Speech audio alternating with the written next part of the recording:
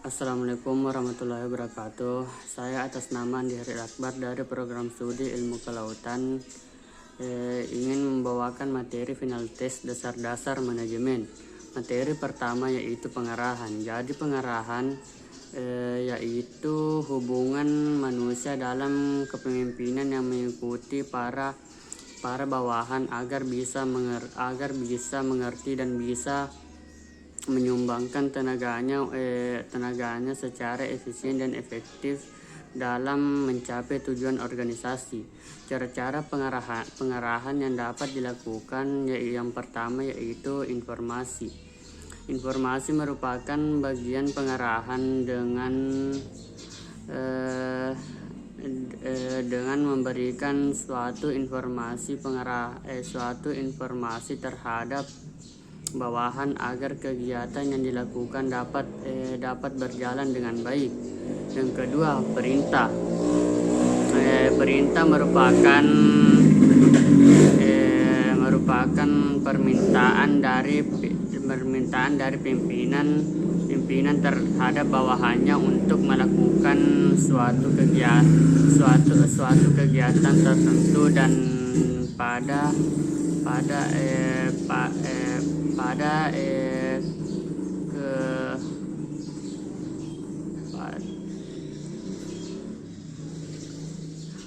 keadaan tertentu pula.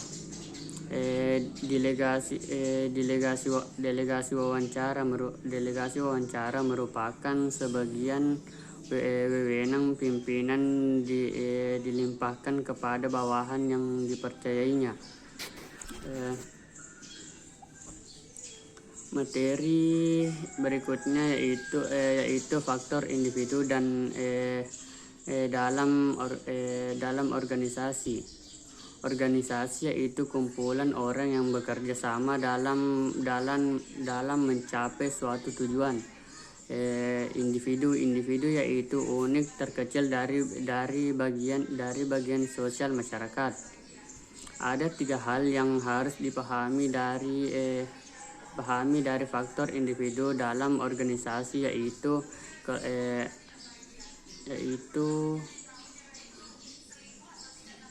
yang pertama yaitu kontrak psikologis. Kontrak psikologis adalah kesepakatan yang tidak tertulis yang muncul ketika tenaga kerja bergabung dalam perusahaan yang bersifat implisit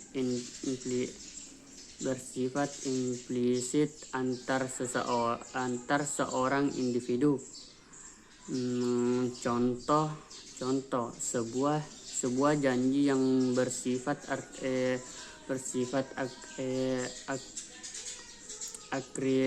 akrisit yaitu karyawan akan mempromosikan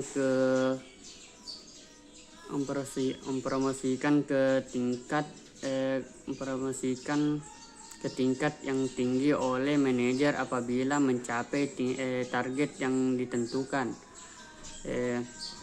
Kedua, kesesuaian tenaga kerja yang dibutuhkan perusahaan yaitu melakukan penyelesaian untuk mendapatkan tenaga kerja yang sesuai dan dilakukan dengan ketat, tetapi kadang menghasilkan sesuatu yang tidak diinginkan.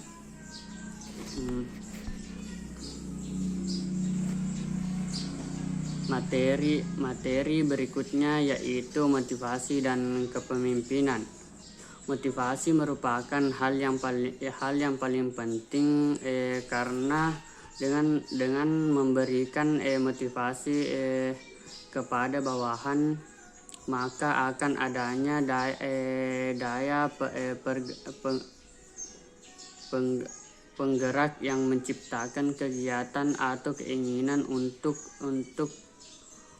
mereka bisa bekerja dengan semangat, efektif, dan adanya motivasi pada suatu karyawan, maka diharapkan agar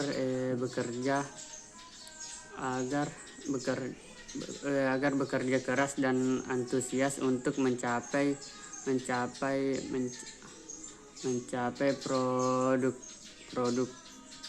produktivitas kerja yang tinggi. Contoh motivasi yang dapat diberikan oleh bawahan itu misalnya memberikan tunjangan lebih dari luar gaji pokok, atau memberikan tiket liburan dengan keluarga hingga bawahannya ini merasa dipedulikan oleh atasannya. Jadi otomatis mereka akan giat dalam melakukan pekerjaannya.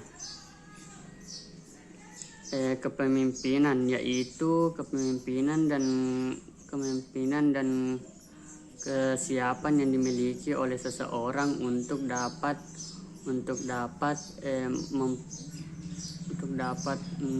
mempengaruhi, mendorong, mengajak,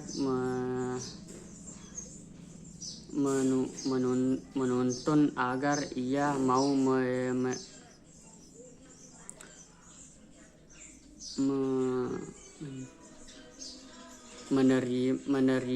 menerima pengaruh itu dan berbuat sesuatu yang dapat membantu pencapaiannya. Materi berikutnya yaitu kelompok kerja dan komunikasi dalam organisasi. Kelompok kerja di dalam organisasi adalah kelompok yang disusun oleh organisasi dengan tujuan untuk menjalankan berbagai pekerjaan yang terkait dengan pencapaian tujuan organisasi.